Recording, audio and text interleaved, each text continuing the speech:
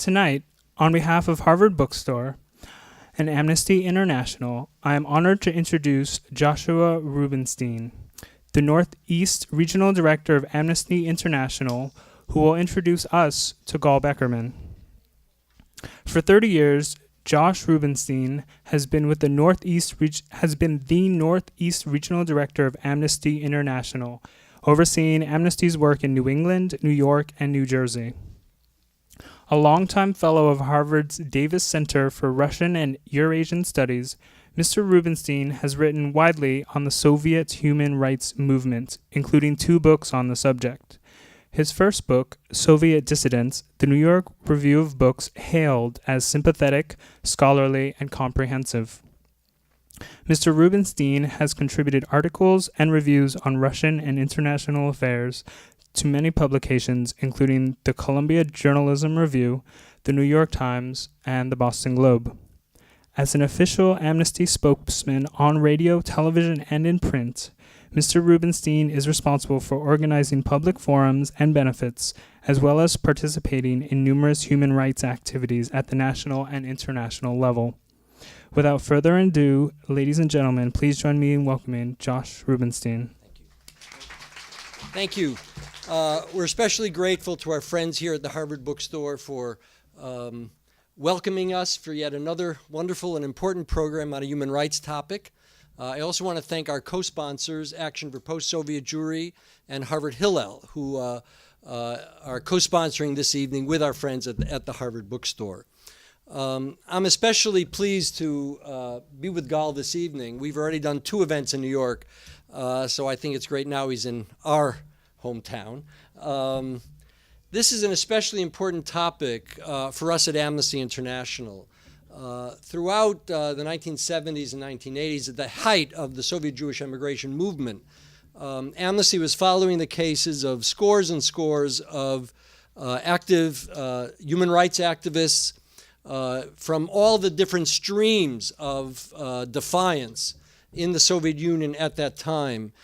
Nationalists in various republics like Lithuania and Ukraine and Georgia and Armenia, human rights activists based in the major cities like Moscow and Leningrad. And this, of course, involved many Jewish activists who were seeking to leave the country, who were denied permission to leave. And during that time, while they were waiting, who were then organizing demonstrations, teaching Hebrew, learning Hebrew, making contact with Western journalists and Western visitors. And this, in turn, got them into further trouble. So in the 70s and 80s, Amnesty took on the cases of people like Vladimir Slepak and Ida Nudel and others who were iconic figures in the Soviet Jewish emigration movement. And for us, they were sadly just more cases of prisoners of conscience, the exemplary work Amnesty does all over the world. Also, of course, this is a wonderful topic for a historian. It has a beginning and it has a conclusion. Because in a sense, the Soviet Jewish emigration movement, as a political movement, as a movement defying Soviet officials and Soviet authority, reaches a conclusion in the late 80s under Mikhail Gorbachev, when the terms of being a Jew and wishing to leave the country completely change. It doesn't mean everything was resolved so happily, but it completely changes. And one can see the effects of the movement, especially now with access to documents and activists who are so involved in the movement. So we're especially pleased to introduce Gall, who's done so much work traveling around the world, meeting people both in Russia and Israel and here, and put together a very comprehensive history of this movement and placing it in the context not only of the Soviet Union, where of course it begins, but also as an issue in American foreign policy and as an issue for the American Jewish community and for Israel's own relations with the diaspora and with this large diaspora community in the Soviet Union and how it chose to relate to Soviet Jews and how that relationship also evolved. So it's a very a complex story, and he's done it very well. And I want to introduce Gall to you now. Gall Beckerman. Thank you.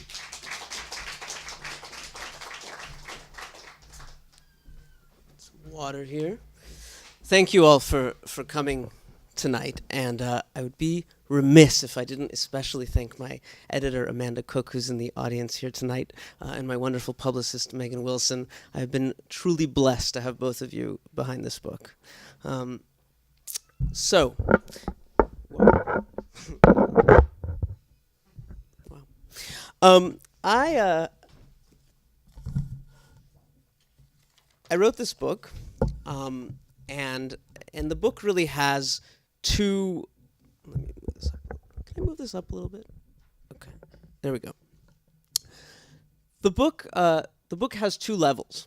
The narrative arc has two levels to this story, and I've been talking a lot over the last few weeks about one of these levels, and I'll quickly describe that, and then I'll move on to something that I have not had enough of a chance to talk about, but that dovetails well, I think, with the fact that this event is being co-sponsored by Amnesty. At one level, this story is very much one of redemption. Redemption, for the first part, for Soviet Jews. This was a community that was a minority inside the Soviet Union, that had been in many ways, after World War II, cut off, you could even say imprisoned behind the Iron Wall, in a society that wasn't able to really completely assimilate them, but also wouldn't let them have a separate identity. Jews, by the early 60s, when this story begins, were very much disconnected from any kind of history that they had as Jews. For them, Jewish identity meant maybe a grandfather who would go once a year to synagogue to pray, a grandmother who still remembered some of the old recipes, or a candlestick, collecting dust in the corner that they knew had something to do with some kind of religious identity. But for the most part, it didn't have any kind of positive sense for them. They knew they were Jews mostly for one reason, and that reason was that every Soviet citizen had to carry an internal passport. And in the internal passport of Jews, the word Jew was stamped, just like Ukrainians had the word Ukrainian, Latvians had the word Latvian, Jews had the word Jew, but it meant very little besides difference, besides a sense of difference. And this was a kind of paradox that Jews lived in. On the one hand, they weren't allowed to completely assimilate. On the other hand, they weren't allowed to have a separate identity or to leave. And so the redemption of this story is, how did this community, who was so disconnected, eventually find, not only how did they eventually get out, but how did they find a sense of self as Jews? How did they learn the desire to even want to get out? And on the other hand, you have American Jews, who were very much integral to this story. American Jews fought for nearly 30 years to get Soviet Jews out. But it was more than just a human rights campaign for them. It was also about finding a kind of redemption for themselves, because American Jews had a sense of deep guilt and shame as a community for what they perceived that they hadn't done during the Holocaust to help their brethren in Europe. So for American Jews, the redemption that I'm talking about here is a redemption in terms of finding a way to connect with world Jewry, to find a sense of themselves as Jews again. And so these two kind of redemptions are really what make up one part of the arc of this story. But I'm not going to talk about that so much tonight. That's kind of the Jewish element of this story. I also want to talk about how this movement helped bring human rights into the fore, helped make it something that became an increasingly important part of our foreign policy decision-making. What role did it play in making that happen? Because as American Jews fought for Soviet Jews, and as Soviet Jews fought to get out, one of the side effects, if you will, was also that this issue, which became eventually really a global cause, was pushed to the center of the Cold War. Pushed to the center of the Cold War alongside issues like arms control, alongside issues like trade, was this moral issue. So how does this movement go from being something that's really the province in the 60s of groups of activists here in the United States, and in the Soviet Union, small numbers of people in their living rooms trying to reignite some kind of Jewish life in the shadow of Stalin? The first thing that really happens that makes this truly a global cause is something that's known as the Leningrad Hijacking. Now, this to me was an extraordinary event, an extraordinary thing when I first discovered it, because I didn't really know much about it before I started researching the book, and I don't know how maybe some of you do or some of you remember this, but it was an episode in which a group of Jews, mostly from Riga, decided that they would steal a plane to fly it out of the Soviet Union. They had all been refused exit visas. They'd all tried and been rejected to go to Israel. And they decided that out of a kind of fundamental desperation that they felt, that they would try to do something truly reckless or brave, depending on how you looked at it. The plot was hatched in Riga. It was really the people that made it kind of come to life were two characters, which I'll briefly describe because they're fascinating people. One guy, Mark Dimshitz, who was a Soviet pilot in the Red Army, who had hit walls of anti-Semitism again and again and again in his career, and finally kind of threw his hands up in the air, and he had come up with this idea. And another man named Edward Kuznetsov, who was a Soviet dissident who for many years had been in the Gulag, actually, because he had participated in some of the first, creating some of the first underground poetry journals in the late 50s. And these two men came together with a bunch of other Zionists in Riga, and they decided to try to do this crazy thing.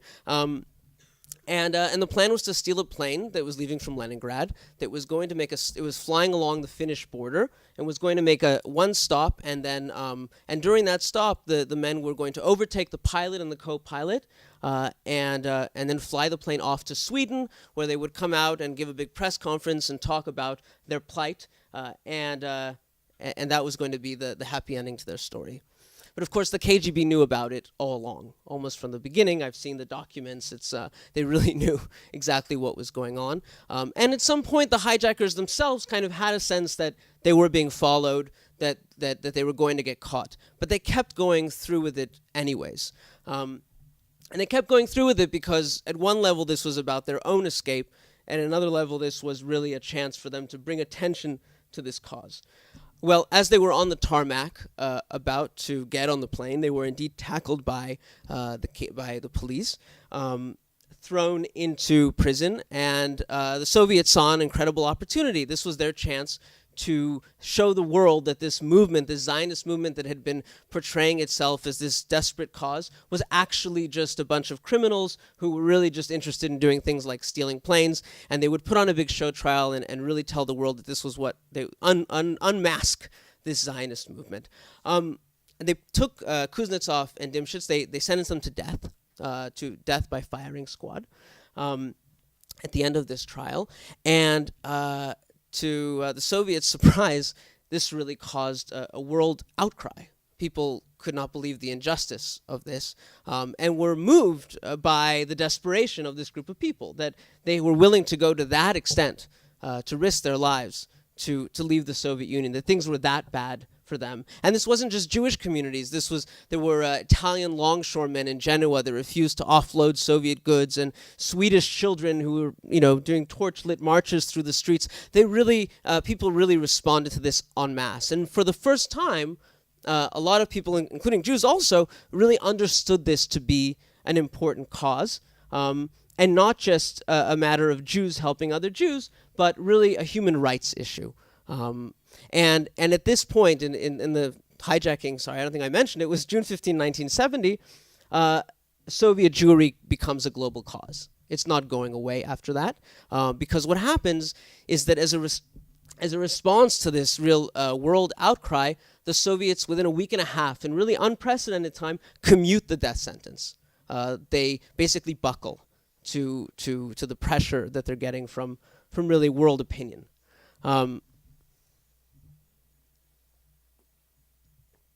And this really puts Soviet Jewry on the map, and the Soviets actually, in the years following, puts it on the map also as a human rights issue. People start mentioning, in connection with this issue, with these people who want to get out, they start mentioning Article 13 of the Universal Declaration of Human Rights, which is the right to leave or enter your own country at your own free will, which Soviet Jews, and by the way, all Soviet citizens, did not have. The Soviet Union had no immigration policy.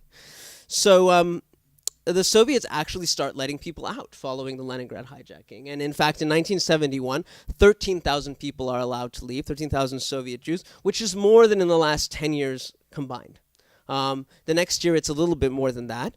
But the Soviets start to kind of freak out a little bit because this movement of people pushing to leave, is not getting smaller. There's more and more people who see that that they don't want to live with this fundamental paradox of their life inside the Soviet Union, and they're trying to get out. And what they do in 1972, in the summer of 1972, they put in place what people came to think of as an immigration tax. They said this was their idea of how to stop people getting out. They said, okay, fine, you can leave. But if you leave, you have to pay back the state for your education that the state gave you, that the Soviet state gave you.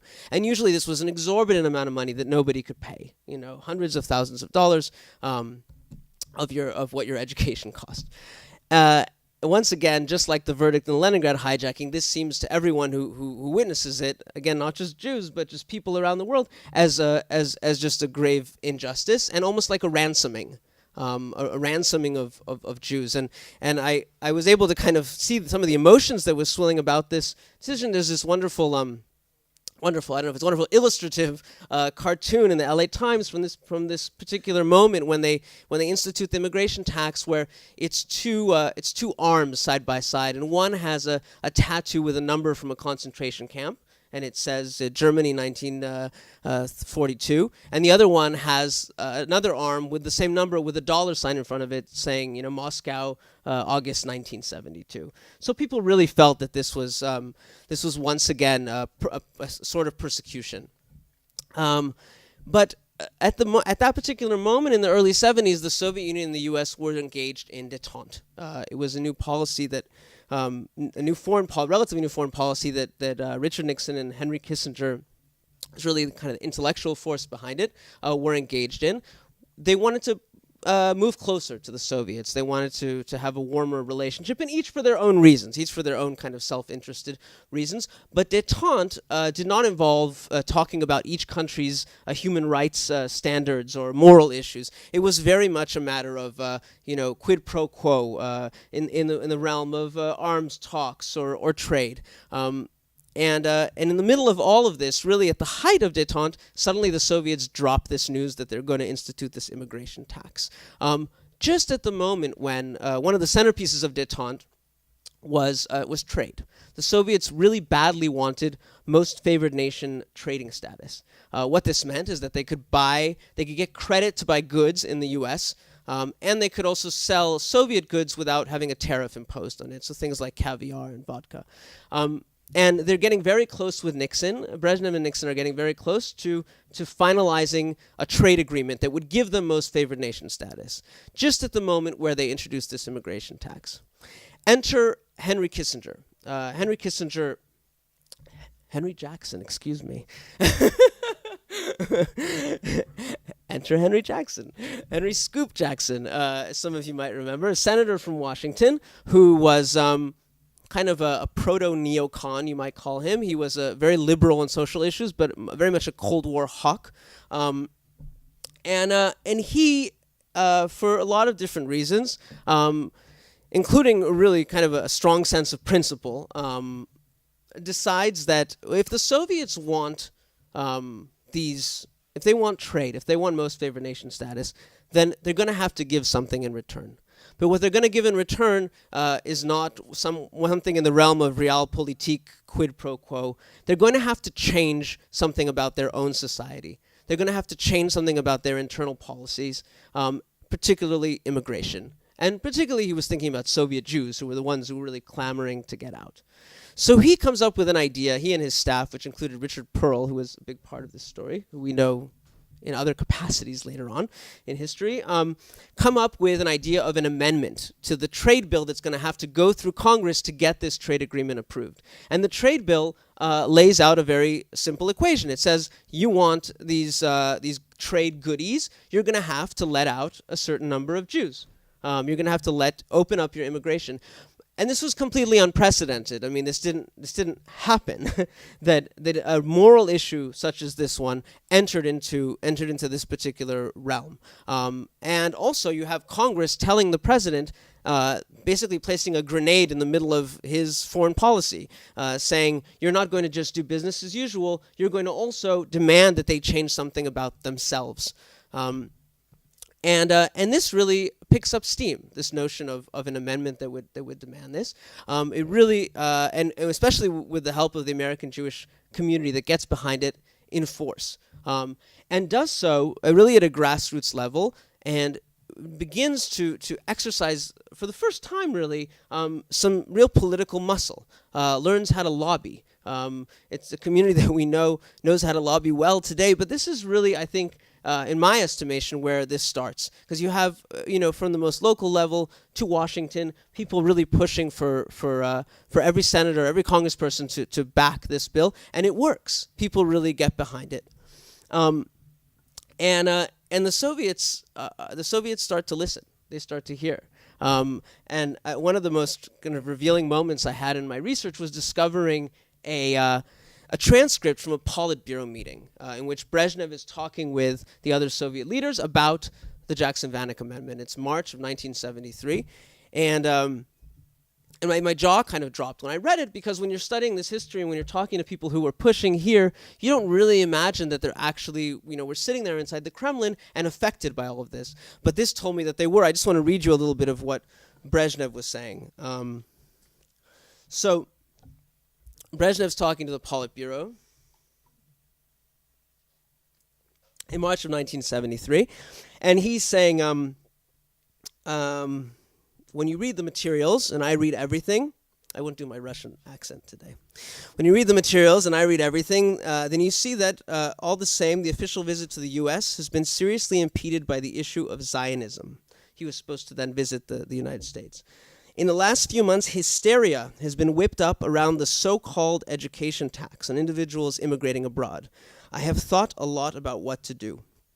And then he gets mad at Yuri Andropov, who's the head of the KGB, and he tells him, "I told you, Yuri, that to stop collecting the taxes, but stop collecting the taxes without repealing the law. So keep the law in the books, but stop actually collecting money from people." And he says, let out a group of 500 who have no relation to either secret work or to party organizations. Even if and he's basically talking about older people who had applied. He said, let out just some people who are of no significance to us. He said, even if some middle-aged people fall into the group, say from Birobidzhan, let them out. They will talk about it and everyone will know. Birobidzhan, for some of you who know, was this far-off province that Stalin had created in the 30s for Jews. It was the Soviet idea of the Jewish homeland. It was further than the most eastern part of Siberia. And he said, let some people from there get out. And Brezhnev goes even further. He's saying this is really creating a problem for us. And he's saying, I'll just read from here. Strangely, Brezhnev then went even further, wondering in a bizarre ramble why more couldn't be done to appease the quote-unquote Zionists. But his ideas betrayed how little he understood about the Soviet Jewish condition. And this is Brezhnev talking.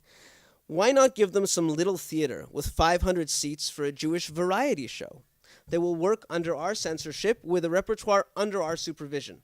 Let Auntie Sonia sing Jewish wedding songs there. I'm not proposing this, I'm just talking. And what if we open a school? I see it like this. We could open one school in Moscow and call it Jewish. The program would be the same as in other schools, but the national language Yiddish would be taught there.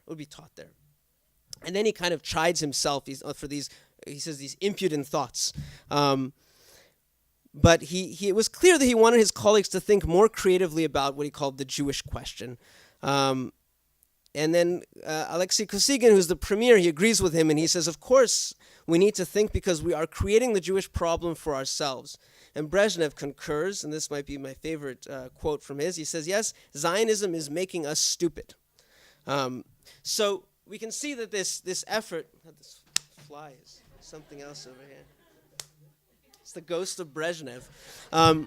So we can see that this effort inside the U.S. to make an issue of Soviet Jewry is actually getting to them. And in fact, they decide to annul the tax. they decide to annul the tax. Literally the day after this meeting, Brezhnev says, get a lot of journalists to go to OVIR, which is the office where you go to collect your exit visa, and have them film some Jews getting their exit visas without having to pay the tax. So you'd think at this point that Henry Jackson would say, you know, I've declared victory. We don't need to put this amendment into place, because the original idea was let's kind of put some pressure on them with this. But he says no. He says this is about principle. If the Soviets want something, they're going to have to give something. They're going to have to change something about their society. And he keeps going, and there are elements of the American Jewish community who at that point say, wait a second, you know, we're going up against Nixon here and his foreign policy. We're going up against Kissinger, who also was this paragon Jewish achievement. You know, it was not anything to go against the first Jewish Secretary of State and his foreign policy. But Jackson says, no, we need to rally. We need to keep doing this. And he really believes that that this is a question of human rights and a question of making human rights an element in foreign policy. And I just want to read a section of a speech that Jackson gave, because I think he says it much clearer than I can here. He says, of all the human rights contained in the Universal Declaration of Human Rights, none is more fundamental than in Article 13, the right to free immigration. And as we assess the developing détente, there is no more basic measure than its impact on the free movement of people. The importance of free immigration stems from the fact that whatever other liberties may be denied, speech, press, religion, employment, any and all of these can be restored by immigration to the free countries of the West. Of human rights, immigration is first among equals. And so Jackson is making a strong argument that, you know, we need to really rally around this particular human right. And he's not the only one who does this, actually. Andrei Zakharov, the great Soviet dissident and democracy activist, really believed in the Soviet Jewry movement, because he understood that if you allow people the right to immigrate, they can essentially vote with their feet. And so it is, in a sense, the first among equals, because it's giving people the right to just leave if some other part of their situation isn't good for them.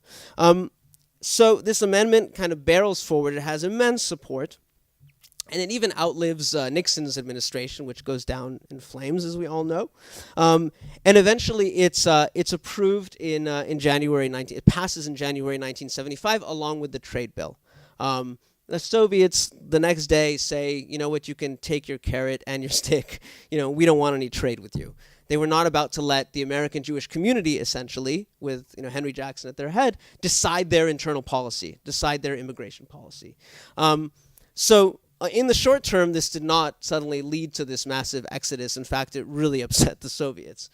But what it did do, and this is kind of what I'm getting at here, is it created almost kind of a I like to think of it as almost like a Pavlovian conditioning project. The Soviets understood that if they wanted to move closer to the West, if they wanted to have any kind of relation with the West, then they would have to deal with this issue, with a human rights issue, with the issue of immigration. It put it on the table, and it could not go away. It literally couldn't go away, because there was legislation that if in future administrations any president wanted to talk about trade with the Soviets would first have to make some kind of concession on immigration. And we see how effective it was, very, very quickly. In 1979, am I already at half an hour? Really? Okay. Well, then I'm speeding up over here. Very quickly, in 1979, the Soviets want a grain deal with the U.S., and they're engaged in arms limitation talks, and they want something from the Americans, and we see that suddenly immigration skyrockets to like 50,000, which was unprecedented. And then the Soviets very quickly, in the end of 1979, invade Afghanistan. The Cold War becomes very antagonistic, and the tap is literally turned off. Within a year or two, no more than 600 or 800 Jews are allowed to leave. So you don't need, a transcript of Politburo meetings to understand the dynamic that's happening here. The Soviets get that these two things are integrated, that they're linked. And eventually, when you have a Gorbachev who comes along in the mid-'80s, who wants to reform his society so that he can move closer to the West for his own self-interested reasons, he knows that the first thing he needs to do is deal with this issue, and he does, and he starts to let people out, and we know the end of that story. There's a reason that the Soviet Union did not go the way of China, maintaining a totalitarian grip on its population while reforming itself economically. They couldn't, because for 30 years there was this strong push from within and from without for them to make any liberalization include a change in their human rights, in the human rights conditions, in the way that they were treating their own people. That went much faster than I thought it was going to. I was also going to read to you a little from the book. I guess that's not going to happen, but I'm happy to take some questions, and maybe some of this other stuff will come out in that forum. My one-word answer is schizophrenia. I think that's really, I can't understand it otherwise. But in 1933, Stalin puts in place this law about an internal passport. Every Soviet citizen has to carry a passport that says, what their nationality is. And for Jews, the only thing that they could put was Jewish. Now, this must have been a very kind of horrible decision that he had to make. On the one hand, he did believe in these Leninist principles that the Soviet people will just melt into one mass, and that there won't be distinctions based on ethnic group or nationality or religion. But on the other hand, this was a totalitarian state that wanted to have control over their population. And so how do you, and particularly Jews always played this kind of role in the Russian psyche at various moments in history of being kind of a fifth column, of being this kind of parasitic, foreign body, no matter how, they could never completely assimilate. So he wants to know who his Jews are, just like he wants to know who his Ukrainians are, who his Tatars are, and so you can't do that and have people assimilate completely. And so that sets, in a way, you could say that Stalin kept this Jewish population alive, because, if not for that line on their passport, on the fifth line of their passport, for many, many, many people, I'd say, 95% of Jews, there was very little else that made them feel Jewish.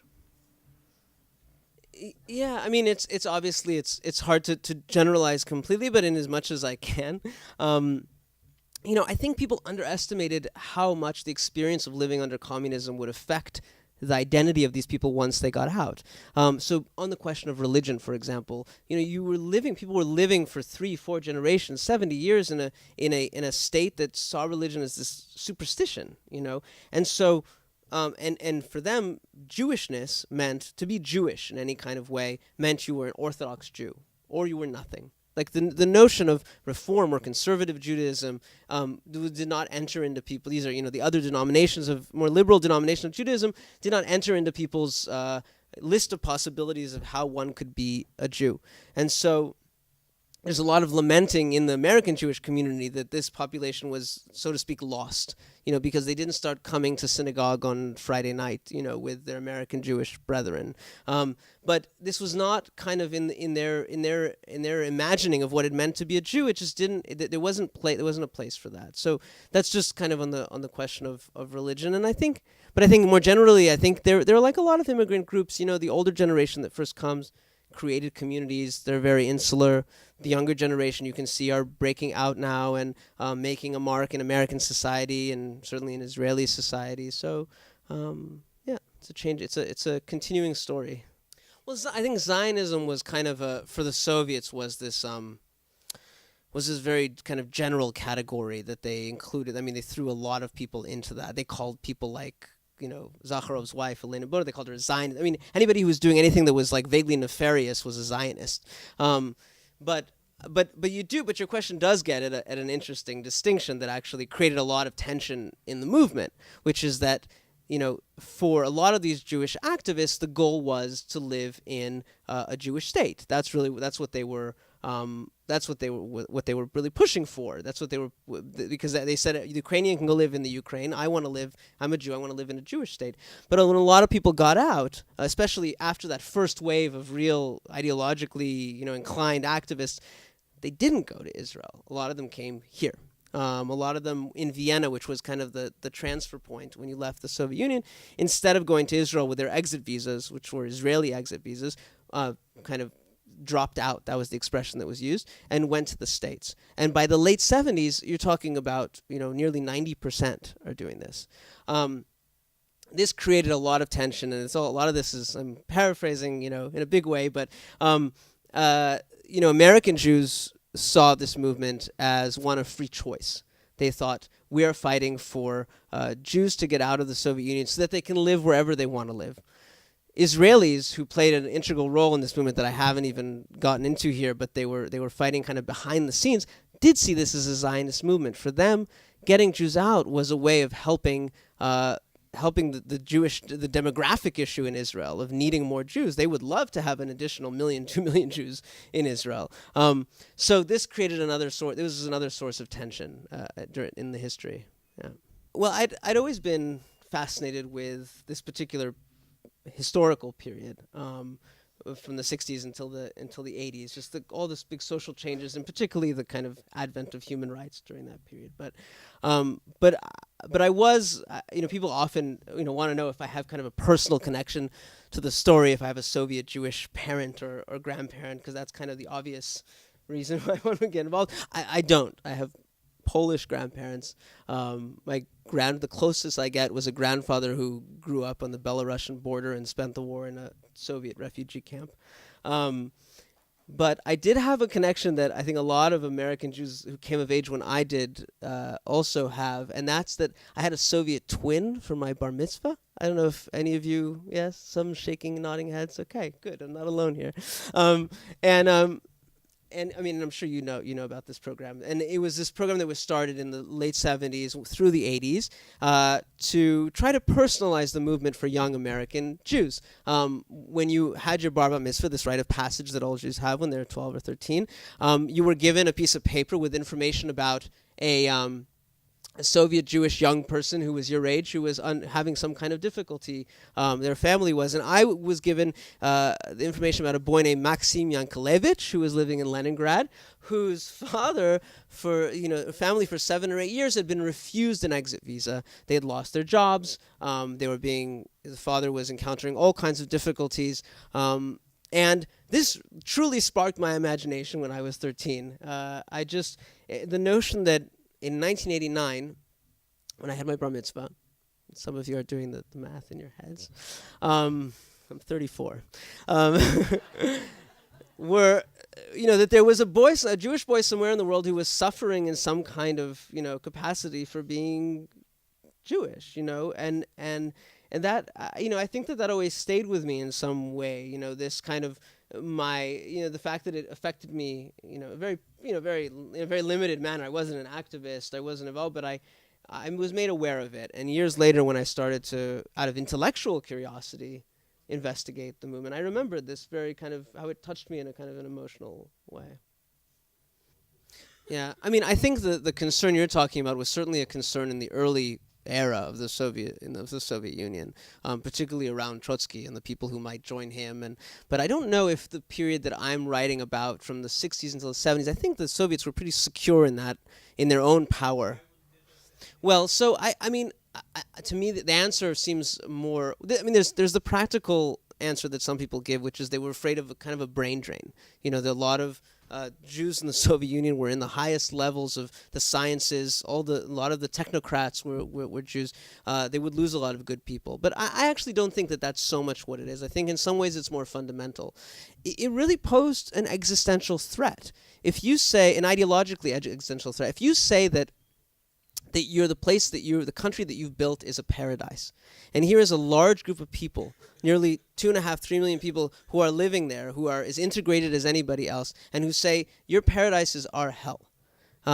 You're challenging the very heart of communist, of Soviet ideology. That's one thing. Another thing is, if the Jews are going to leave, why not another group that's unhappy? I think that they were afraid that if they started pulling the string a little bit, then the whole thing would unravel, which it did. I mean, they were right to worry about that, because it eventually, immigration was in some ways what brought down not only. In the end, it wasn't just Jews that wanted an exodus from the Soviet Union. It was the Ukrainians and the Baltic states and all these other countries. And so they were in some ways, this was their way of putting the finger in the dam. To use another cliche. They couldn't let one group out because of the symbolism of it. It presented an ideological threat. like China, for example. I mean, the other day when the Nobel Peace Prize was awarded to that Chinese dissident, the reaction of the Chinese government sounded to me exactly like the way the Soviets reacted in 1975 when Andrei Zakharov got the prize. And in fact, it seemed so similar that I went back to the clips, and the Chinese government said that it was a blasphemy. That was blasphemous of the Nobel Committee to award him the prize. And I went back to the clips, and that's exactly the same word that the Soviets used. But ultimately, I think what it revealed in both cases was the total insecurity of the Chinese government in this case and the Soviet government. They knew that this wasn't something that they could stop, this push for human rights. I mean, I don't know, the context is so different. It's not, the Cold War was this very particular geopolitical order. It's hard to, to say, to match up a situation then and say, this is how we can apply a certain policy to Iran, for example. But I think some of the same questions are definitely with us today. This balance of, just like during détente, this question of, how do we balance our national security priorities with pushing for this very idealistic goal that makes us feel good as Americans to push for? And what's the smartest thing to do? I mean, Kissinger didn't not care about Soviet Jews. He just thought that if we reach a better relationship with the Soviets by pushing aside these moral issues, by not shoving it in their face, then eventually that'll lead to a better situation for Jews. I mean, I happen to think that he was wrong in that particular instance, but I think that kind of debate is one that we still are having today about a lot of countries, including China and Iran. Yeah. I don't know if that answers your question, but that's, yeah. I got very lucky in a way because the Soviet archives are not opened anymore. I mean, they haven't been for a while. Once some kind of strong power asserted itself in Russia again, those were closed. But there was a brief period in the early 90s when things were just so chaotic in the falling apart Soviet Union, when people could get into the archives. And at that point, this Israeli professor went in and he found everything that he could having to do with Jews and Jewish immigration and collected it in a book, translated it, and it was sitting on a shelf collecting dust. And really nobody had used it, to my shock, because when you opened it up, I mean, every page had some revelation that was really extraordinarily revealing about kind of where their mind was on these different KGB documents and lots of Politburo transcripts, like the one I read from. And so that was really my great fortune. A lot of the book was based on, as you can tell, since seems like you've read it, is based on a lot of oral history, a lot of really sitting with people who were the activists on the front line in the Soviet Union. And here, I interviewed hundreds of people over many cups of tea and vodka sometimes. And I had a period of about 4 or 5 months where I was living in Israel, and every day, sitting in somebody else's living room and hearing their story, until both kind of a collective picture emerge, because once you start to kind of triangulate, you hear the same types of stories, the same type of experience, and you have a sense of what a particular group of people went through, but also just the kind of individual, the color of each story. I mean, there's a lot of different reasons why people stayed, I think. It's hard to immigrate. It's hard to leave your country and everything especially when you're older.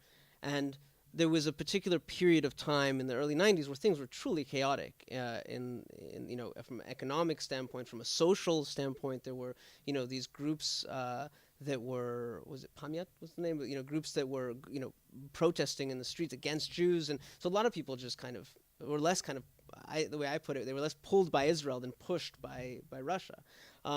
And the people who stayed were people who, it was too much for them to leave, either because they were too old or because, moving to Israel or here was not easy. They didn't speak the language, So I think that accounts for the people who stayed. I mean, actually, given it's more remarkable that so many people left. I mean, you had about 1.5 million people who left, just from the late 80s until the mid 90s. So, and about 1 million who stayed. Yeah. You were in Leningrad. You were in Riga, and you were recruited to the wedding, Operation Wedding, because there was first the hijacking idea kind of had different forms, and the first one was truly crazy because it involved recruiting something like 70 or 80 people to fill a plane and they said that they were going to go, everyone on the plane was going to say they were going to a wedding. There was even a bride and groom who were picked out. And I think they were going to go through Armenia, through Yerevan. It was, but the problem was to do this you had to recruit all these people, and every one person you recruit means 10 people around them who finds out about it. And the KGB was extraordinarily good at collecting information. They didn't really know often what to do with the information they collected, but they were very good at collecting it. So there was no way that and in fact, when Edward Kuznetsov, who I mentioned earlier, who was the dissident who really kind of helped pull off the smaller, more compact version of the hijacking, which just involved 14 people, when he first found out from Hillel Butman, who was the guy in Leningrad who was organizing the recruiting there, that there were that many people involved, he just kind of slapped his head and couldn't believe that he was going to get involved with something like this.